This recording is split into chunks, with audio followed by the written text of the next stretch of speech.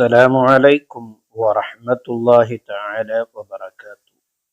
നിങ്ങൾ 3 തെറ്റുകൾ നിങ്ങളുടെ ജീവിതത്തിൽ ചെയ്യുന്നുണ്ടോ എങ്കിൽ കടങ്ങൾ വന്ന് നിറയുന്നതാണ്.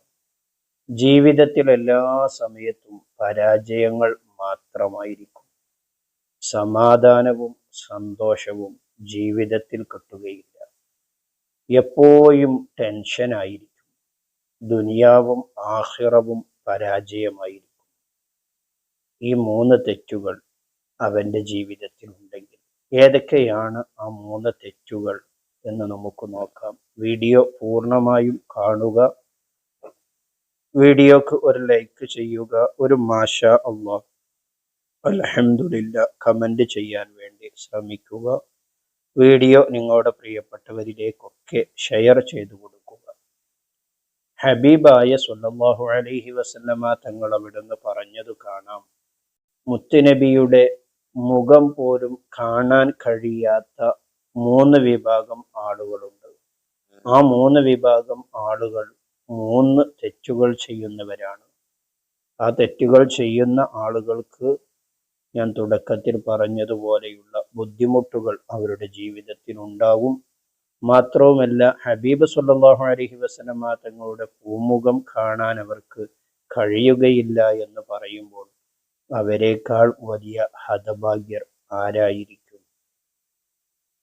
മാതാപിതാക്കളെ ബുദ്ധിമുട്ടിക്കുന്നവൻ, എല്ലാ കാര്യങ്ങളിലും അവൻ്റെ മാതാവിനെയും പിതാവിനെയും ബുദ്ധിമുട്ടിക്കുന്നവർ, അവർക്ക് ഹബീബായ സ്വല്ലല്ലാഹു അലൈഹി വസല്ലമ തങ്ങളെ പൂമുഖം കാണാൻ കഴിയില്ല എന്ന് മാത്രമല്ല, അവൻ്റെ ജീവിതത്തിൽ എപ്പോഴും ദുഃഖവും ടെൻഷനും സമാധാനക്കുറവും ആയിരിക്കും.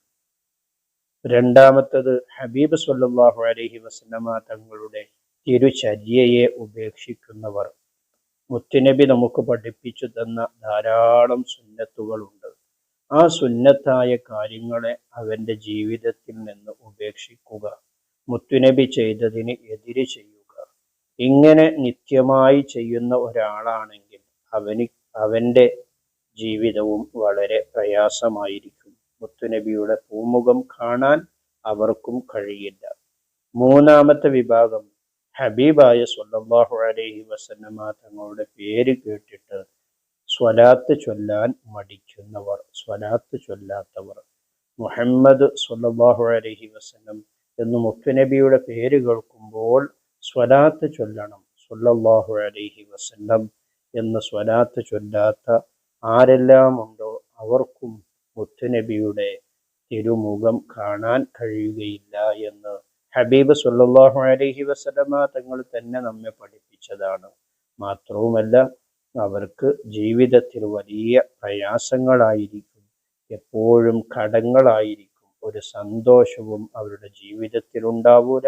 ദുനിയാവും ആഖിറവും അവർക്ക് നഷ്ടമായിരിക്കും. അല്ലാഹു തആല നമ്മെ കാക്കട്ടെ.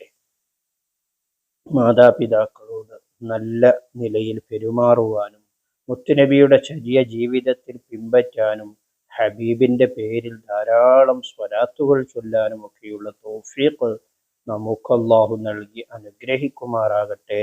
ആമീൻ ബിറഹ്മതിക യാ അർഹമർ റഹീമീൻ. വീഡിയോക്ക് ഒരു ലൈക്ക് ചെയ്യുക. പ്രിയപ്പെട്ടവരിലേക്കൊക്കെ വീഡിയോ ഷെയർ ചെയ്തു കൊടുക്കണമെന്നൊരിക്കൽ കൂടി ഓർമ്മപ്പെടുത്തി മറ്റൊരു വീഡിയോയിൽ മറ്റൊരു വിഷയവുമായി നമുക്ക് വീണ്ടും കാണാം. സ്നേഹത്തോടെ. അസ്സലാമു അലൈക്കും വറഹ്മത്തുള്ളാഹി.